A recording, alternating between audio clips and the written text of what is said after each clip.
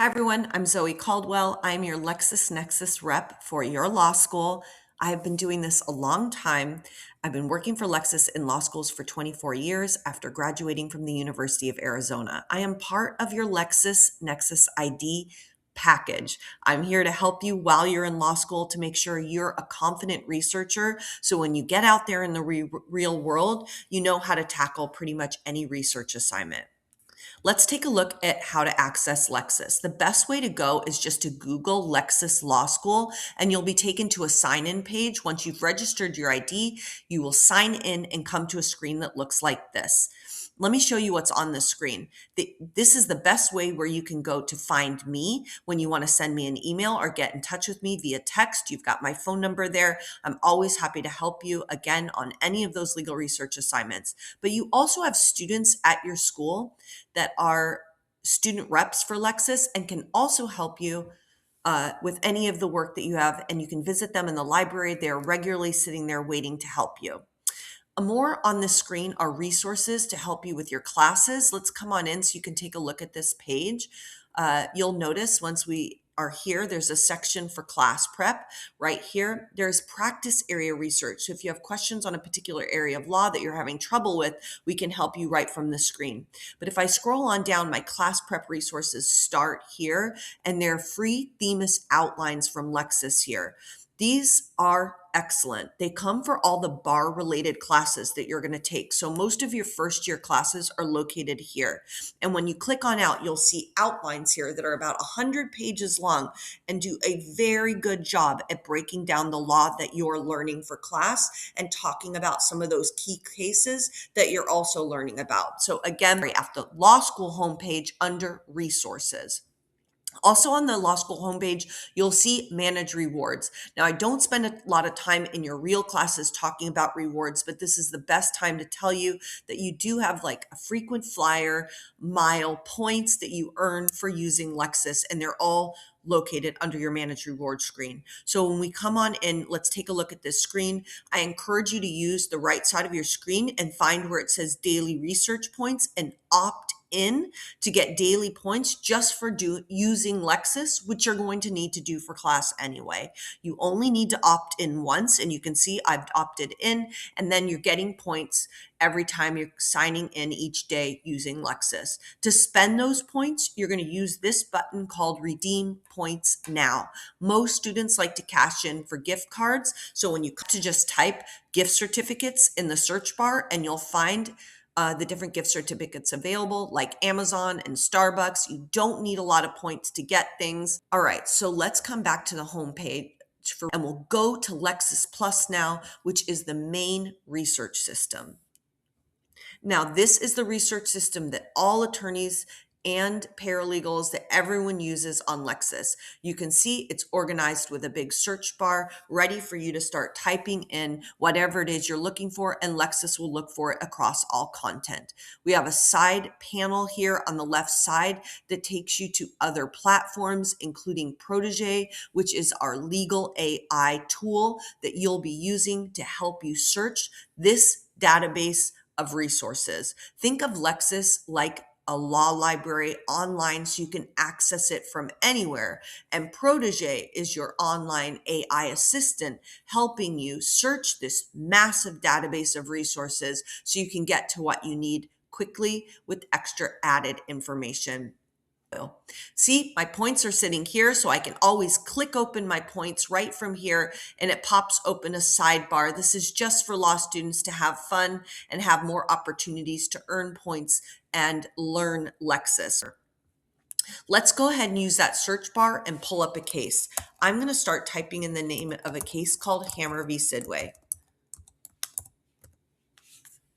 And I could have just typed in 124 NY 538, but if I start typing and I see it on this word wheel, we can select it. Lexis will go in immediately and pull up this case. So whether I typed in the citation, the numbers 124 NY 538, it will bring me here.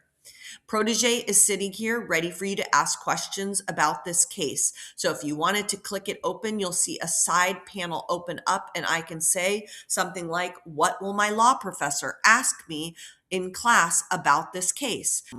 You can see there's a lot going on here, but let me break it down really simply. This tells you the citation that you typed in, and a little bit of the court information is located at the top of the screen as well. The prior history is often something that is asked about in class. It's the history of this case and how it traveled through the court system to get to where it is in this court.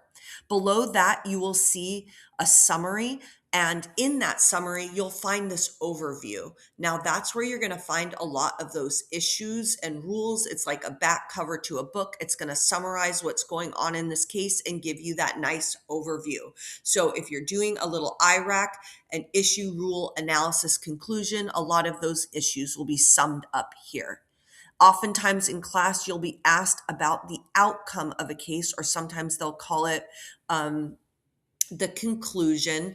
And that's where you'll find the court, what the court did at the end of this case. Did they reverse the decision? Did they affirm the lower court decision? Did they remand part of it to go back down to lower court? So all of that comes out of the outcome.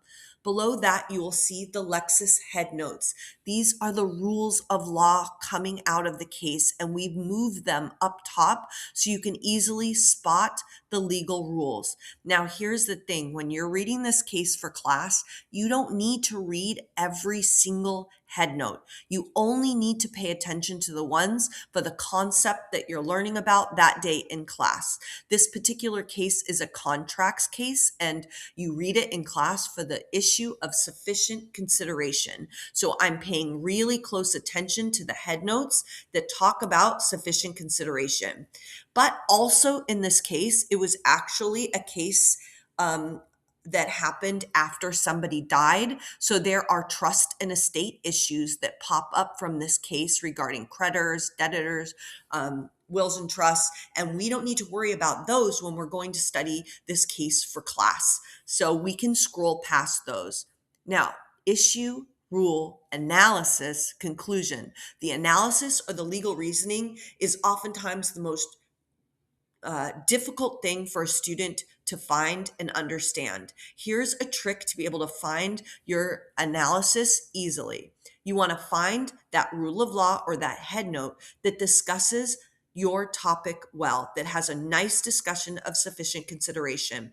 Then we're going to use this little footnote button and bounce down into the actual opinion and read the facts that surround that rule of law.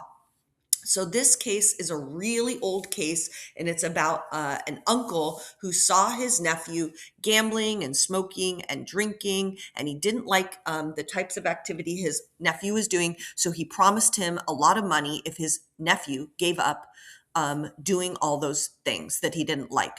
So right here you can see that the nephew had a legal right to be able to use, he had a legal right to use and enjoy tobacco, and his uncle made him abstain from that right to stop doing it.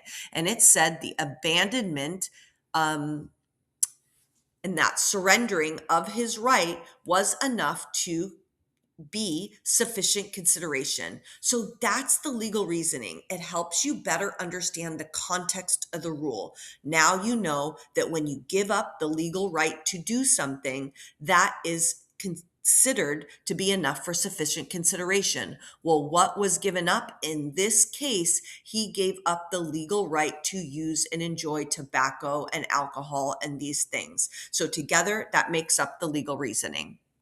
Let's go back up, and this is where we will go to click Lexis and come back to the main screen. You've got Protégé listed here. This is your AI again. Now you saw I linked out to Protégé when I was inside a case, but I can actually link to Protégé right here and get to the full AI system. It's set up and it's intended to look a lot like ChatGPT. So once we get our little search bar that pops up, you'll see I can start asking legal questions here. I can put in my own electronic documents here for Lexis to scan and better understand, just like you would on ChatGPT now. So I can ask the question, something like this. And I pulled this earlier, so I'll just pull it from a past conversation to save time. And you can see I did not put in the name of the case, Hammer v. Sidway. I just threw in the citation, 124 NY 538. Tell me what I need to know for class and what questions my professor will ask me.